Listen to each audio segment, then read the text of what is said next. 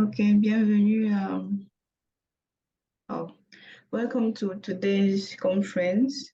Our speaker today is Dr. Fortuna, who is a certified mental health counselor and health and wellness coach. Through the Wellbeing Institute, which is a body and mind clinic she founded, Dr. Fortuna provides support and guidance to individuals, primarily busy women, working mothers, and corporate staff in finding balance between their daily stress and their mental health, emotional, and physical health. She combines evidence-based tools, innovative and personalized coaching techniques, and skills with her medical experiences to assist people in creating and developing holistic and sustainable habits. Dr. Fortuna graduated with an MBBS degree from the Capital Medical University in Beijing and an MPH in Global Health from the University of Geneva. After spending several years working in the field of public health, particularly in tobacco control and addiction programs, she completed a certificate from the Health Coach Institute in the United States of America. Welcome, Dr. Fortuna.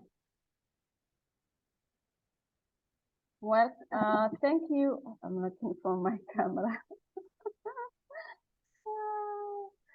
Hi. Thank you for the nice introduction, and then thanks for having me here. Thanks for the invitation.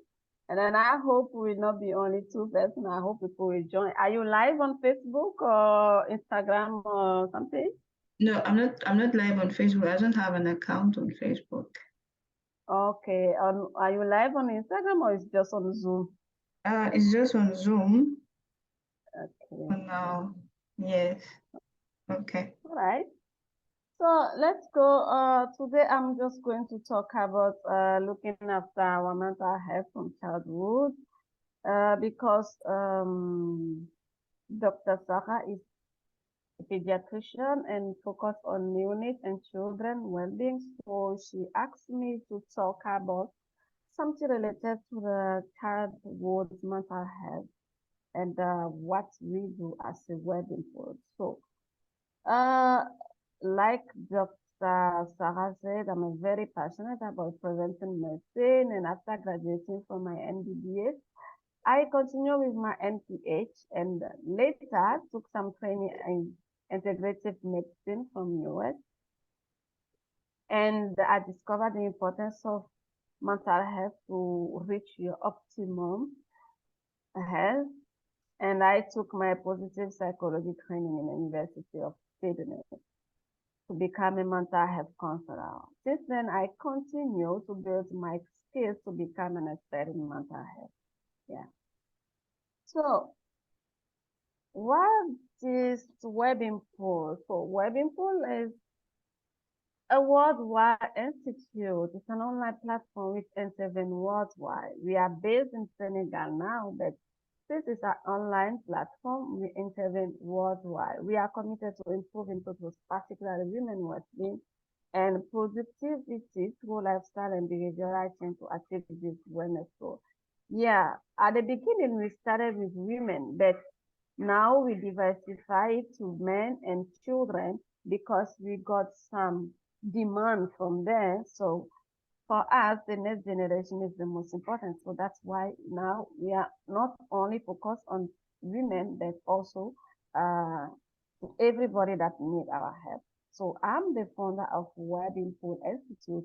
And why? Because I understood that the importance and the necessity of a habit change method is very important to achieve the well-being and live your best life.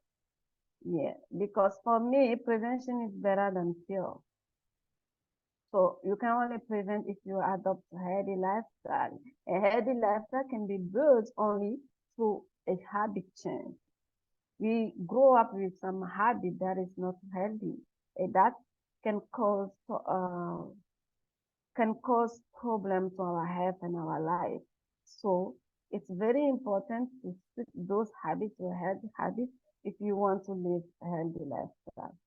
So what services do we offer at WELLBEING-POOL? We have a broad of services.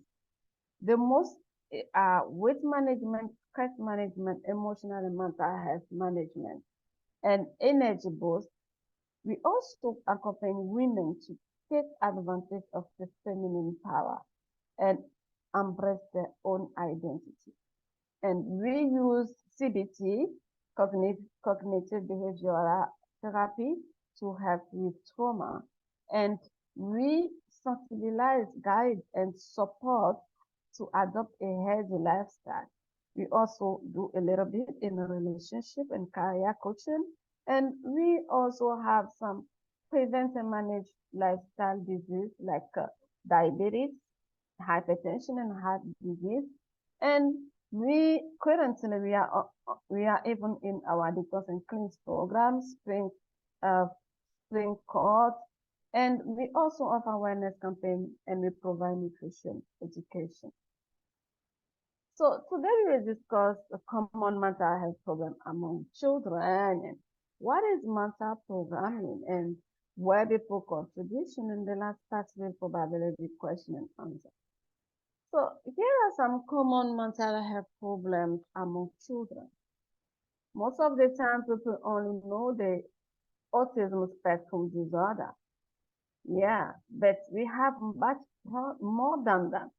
Nearly 37 million adolescents aged from 10 to 19 live with a mental disorder in Africa, according to UNICEF.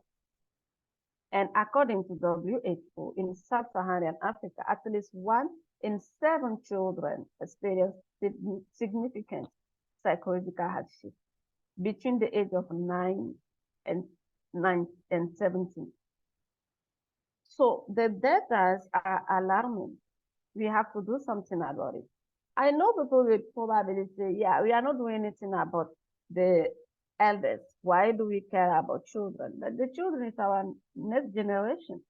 If we don't care about them, what generation are we creating? What are we what we are working hard to live? Who are going to take care of them if we don't take care of our children? Children and adolescents are always at risk of developing mental health, especially vulnerable children facing poverty, discrimination, and violence, and war.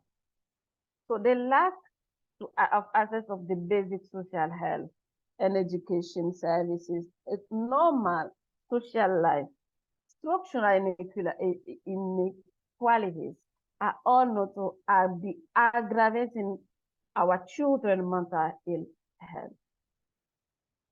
And this is something very common that you can see that in Africa we tend to neglect it. And according to the Association for Children Mental Health, 1 in 5 children, 1 in 5, please listen to me well, 1 in 5 children have some kind of diagnostical emotional behavior or mental health disorder. It's scary and alarming. Furthermore, it's 1 in 10 adolescents has mental health issues serious enough to impair their function at home and at school. And here we're talking about Africa. I'm telling you, in US it's worse. So mental health issues in children can be difficult for parents to identify, of course, because most of the time we mix the symptom with the emotion and the action, the reaction. Because when you have a children, you will know that they have phases. So we don't really know if it's a phase, it shall pass, or it's just a mental health reaction that it's having. Especially in Africa here, where mental health talk is still taboo in some countries. So mental health issue can be very difficult to identify to parents. So it's very important to do a lot of sensibilization, and this is what we do every day. Not only many parents don't know the sign, also the teachers, the caregivers, they don't also know. But change in behavior are normal in growing children. I know, but we have to pay attention closely. It's very important to know your children and to understand them. It's difficult to say whether certain change should be attributed to normal growth and development or whether they might be an earlier sign of a growing problem.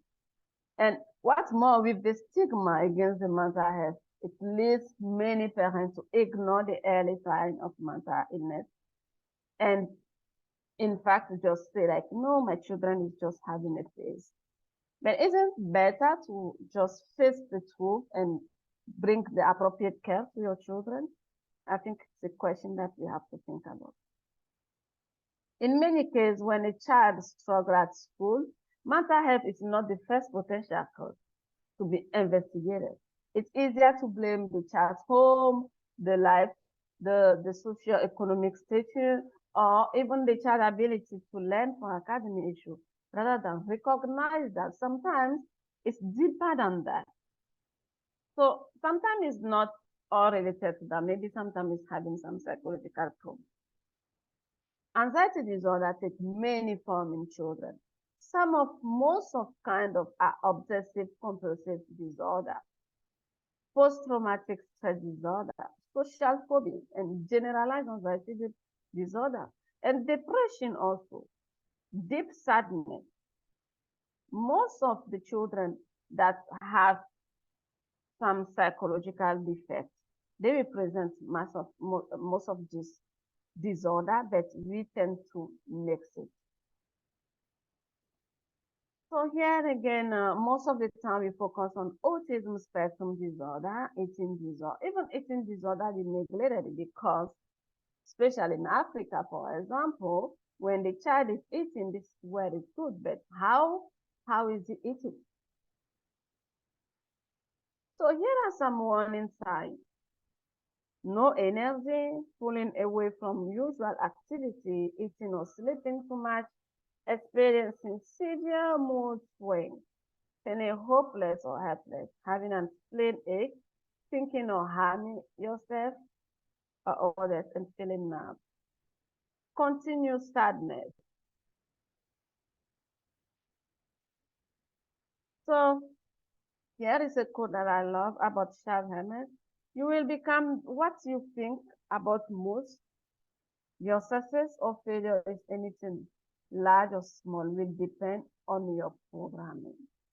What you accept from others and what you say when you talk to yourself. This will introduce us to mental programming. So what is mental programming? Do you want to say something about it, Dr. Sarah? Since we are two here. What do you think is mental programming? You are muted. I was saying I'm just going to read what is there, right? No, I think if you have something about it and you know something about it,